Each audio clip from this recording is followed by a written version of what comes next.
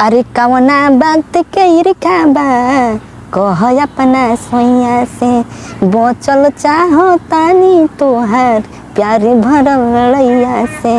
अरे सज धज के काहे हमरा आँखी के सोझायनी गलती मोरे नइखे ए राजा हम चोरवे कहाई बिदिलवा चोरी कई के ए राजा हम चोरवे कहाई बिदिलवा चोरी कई के।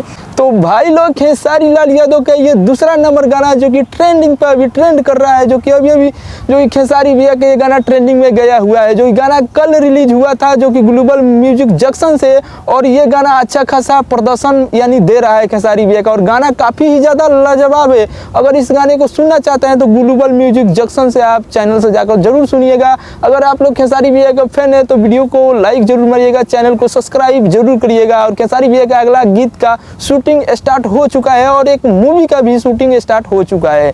तो उम्मीद करते हैं आप लोगों को अपडेट पसंद आया होगा, तो वीडियो को लाइक और चैनल को सब्सक्राइब जरूर करिएगा।